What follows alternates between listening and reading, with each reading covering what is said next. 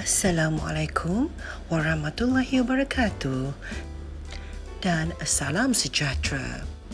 Selamat kembali untuk PDPR.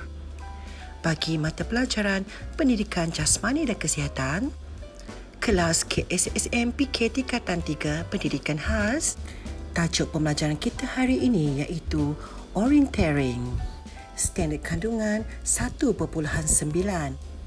Melakukan aktiviti rekreasi dan kesenggangan. Standard pembelajaran 1.9.1. Melakukan aktiviti orienteering dengan menggunakan kompas, peta dan kad arahan. Jom, mari kita belajar. Orienteering. Orienteering. Orienteering ialah aktiviti berjalan menggunakan kompas, peta dan kad arahan. Sukan ini boleh disertai secara individu ataupun kumpulan. Mengenali peralatan orienteering. Peralatan asas aktiviti orienteering ialah kompas, peta dan kad arahan. 3 jenis kompas yang biasa digunakan ialah kompas silver yang berwarna putih seperti yang ditunjukkan di dalam gambar di sebelah kiri. Kompas bidik yang berada di tengah-tengah berwarna hitam. Dan kompas prisma yang berwarna hitam di sebelah kanan. Kompas. Kompas. Mari kita belajar mengenai kompas. Di dalam kompas terdapat beberapa komponen. Skala. Skala seperti yang ditunjukkan di dalam gambar. Jarum kompas. Jarum kompas. Sila lihat di dalam gambar. Garisan penimur grid. Garisan penimur grid. Sila rujuk di dalam gambar. Piring kompas.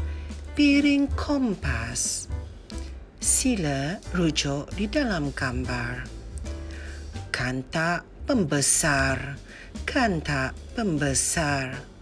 Sila rujuk di dalam gambar. Penunjuk arah perjalanan. Penunjuk arah perjalanan. Rujuk di dalam gambar.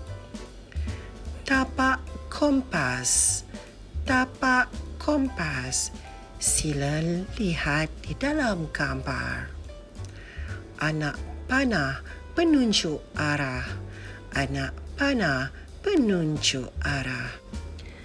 Mari kita mengenali arah mata angin. Arah mata angin. Mata angin dibahagikan kepada 8, iaitu utara, timur laut, timur, tenggara, selatan, barat daya, barat dan barat laut.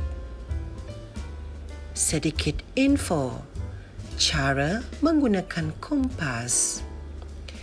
Jauhkan daripada bahan berlogam dan peralatan yang berkuasa elektromagnet seperti pembesar suara. Elakkan daripada kerap terjatuh, terutama kompas jenis cecair iaitu bidik.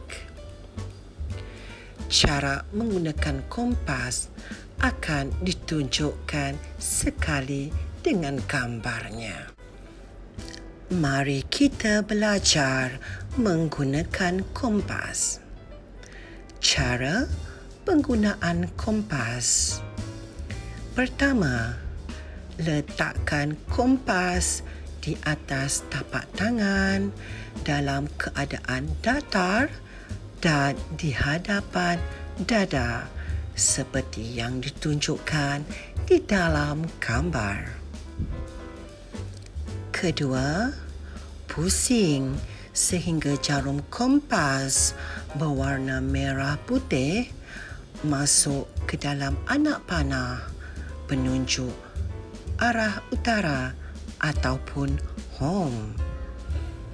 Ketiga, pusingkan piring darjah kepada darjah yang dikehendaki sehingga tepat kepada anak panah penunjuk arah.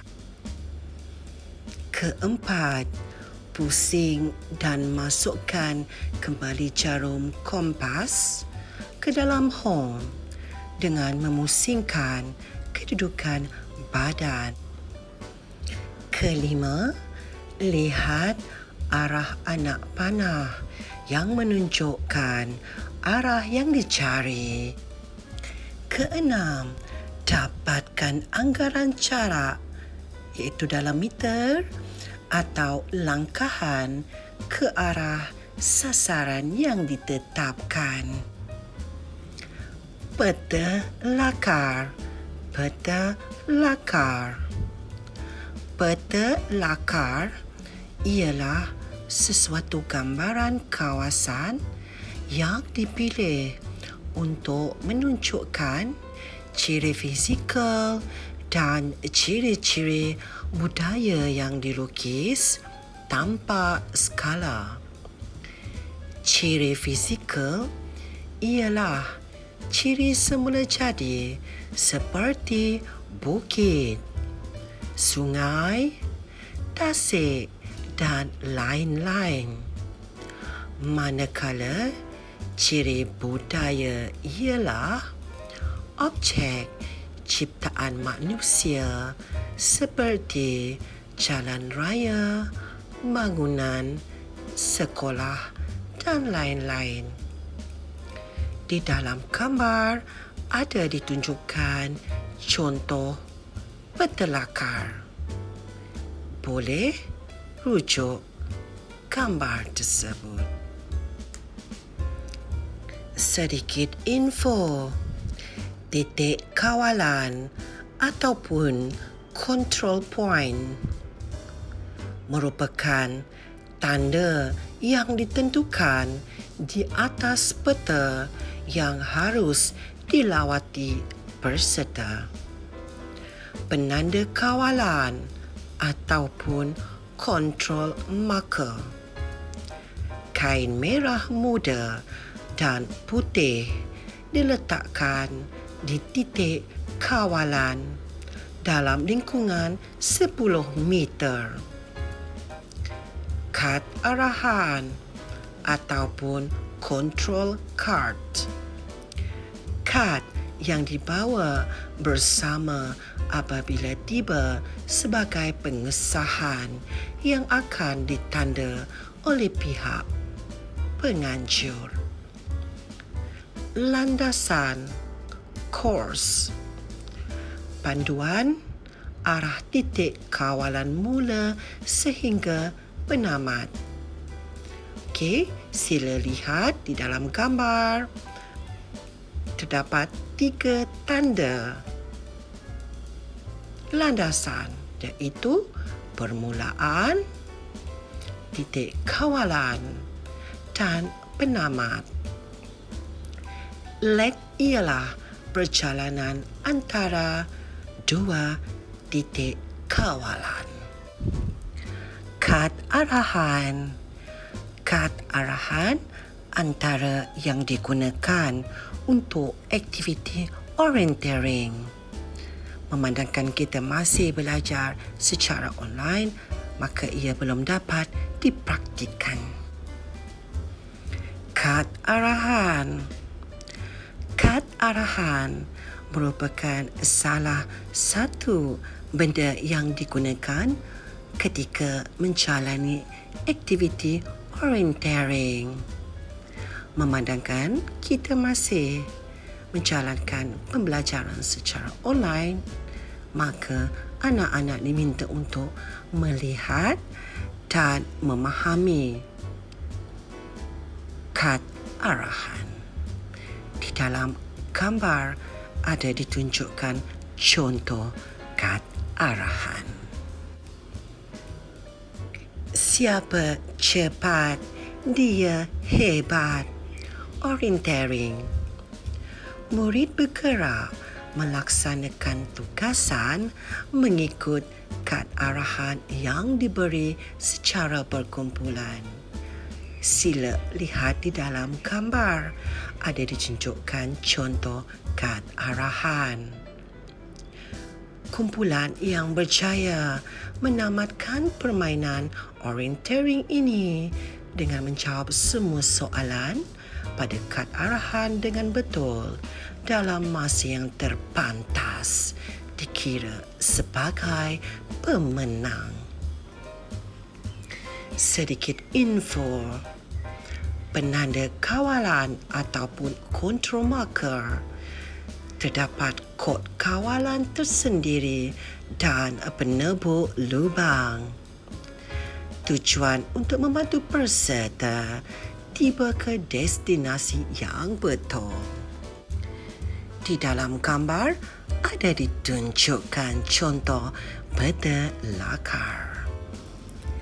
Aktiviti pelaksanaan permainan orienteering. Sila lihat gambar yang ditunjukkan. Sebelum aktiviti, bahagikan murid kepada 5 kumpulan berenam.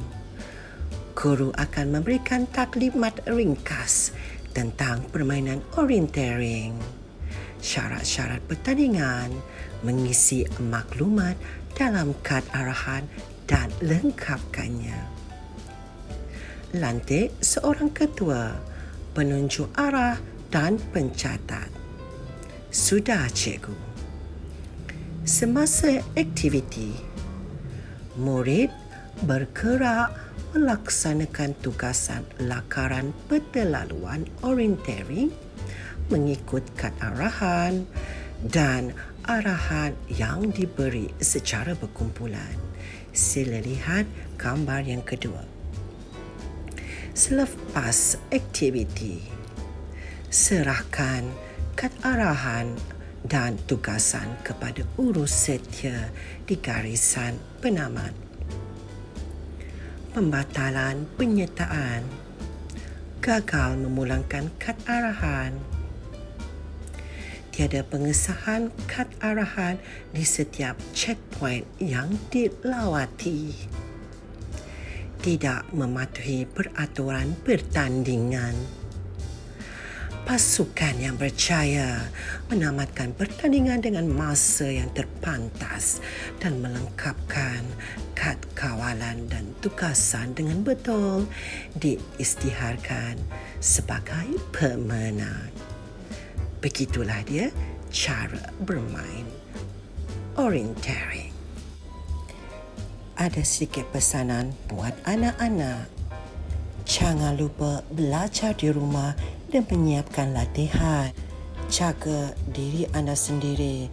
Stay at home. Sekian, terima kasih. Jaga diri anak-anak. Bye.